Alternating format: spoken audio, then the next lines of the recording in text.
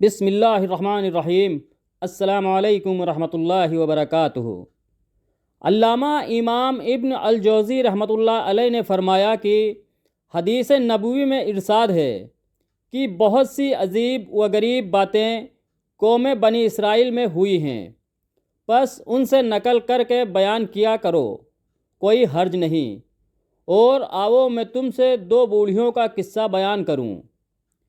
بنی اسرائیل میں ایک نوجوان شخص تھا جس کی بیوی اس سے بہت محبت کرتی تھی، اور اس مرد کی ایک بڑھیا ماں جو بڑی پارشاہ اور نیک عورت تھی، اور اس کی ایک بڑھیا ساس تھی جو بد اور بری عورت تھی۔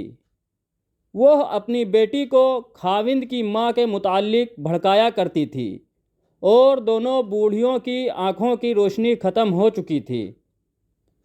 اس نوجوان کی بیوی ہمیشہ اس کے پیچھے پڑی رہتی تھی کہ تو اپنی ماں کو گھر سے نکال دے۔ روز روز کے جھگڑے اور فتنہ و فساد اور اپنی ساس اور بیوی کے بار بار اصرار پر وہ تنگ آ چکا تھا۔ یہاں تک ہوا کہ وہ شخص اپنی نیک اور بزرگ ماں کو لے کر بہت دور کسی بیابان خوفناک جنگل میں بے آب و دانہ چھوڑ آیا کہ اسے درندے کھا جائیں گے۔ اس ضعیفہ کی ماں کو وہاں چھوڑ کر لوٹ آیا۔ اس کے بعد اسے درندوں نے آ گھیرا۔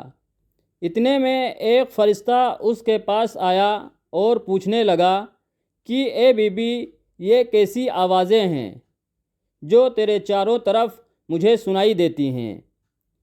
اس نے جواب دیا کہ اچھی آوازیں اونٹ، گائے اور بکریوں وغیرہ کی آوازیں ہیں۔ اس نے کہا، اچھا، خدا نے چاہا تو ایسا ہی ہوگا۔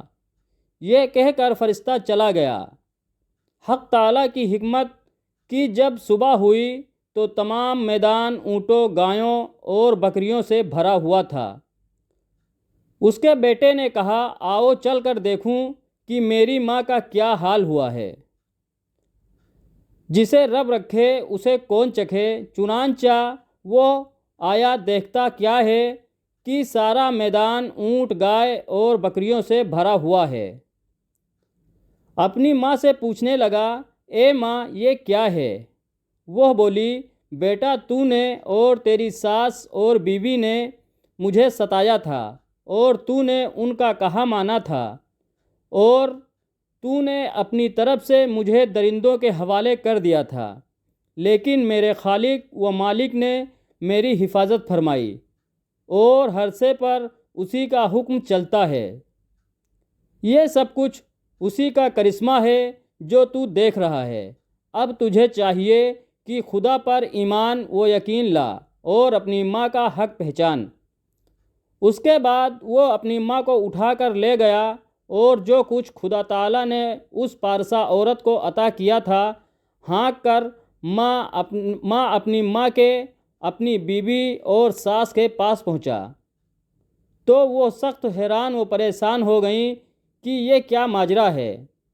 اس کی گستاخ بیوی بجائے توبہ استغفار کے کہنے لگی کہ خدا کی قسم، میں ہرگز نہ مانوں گی جب تک تم میری ماں کو بھی وہاں جا کر نہ چھوڑاؤ جہاں اپنی ماں کو چھوڑ آئے تھے، اس خیال سے کہ اس طرح میری ماں کو بھی وہی کچھ ملے گا جو مرد کی ماں کو ملا ہے۔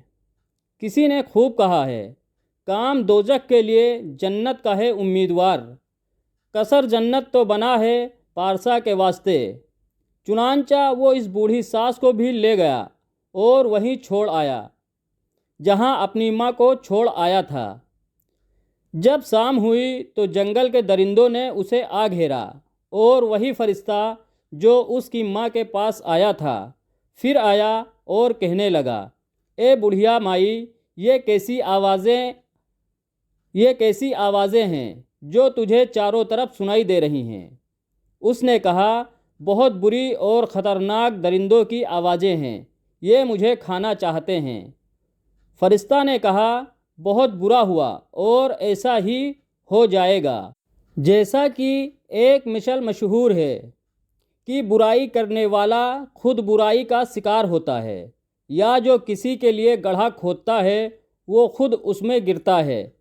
اس کے بعد فرشتہ چلا گیا اور ایک ہی درندہ آ کر اس حاسدہ اور خدا کی نافرمان عورت کو آ کر کھا گیا۔ جب صبح ہوئی تو اس شخص کی بیوی نے کہا، جاؤ ذرا دیکھو تو میری ماں کا کیا حال ہے۔ اس عورت نے سوچا تھا کہ میری ساس کی طرح بہت سے قیمتی جانوروں کے ساتھ میری ماں بھی آج آئے گی۔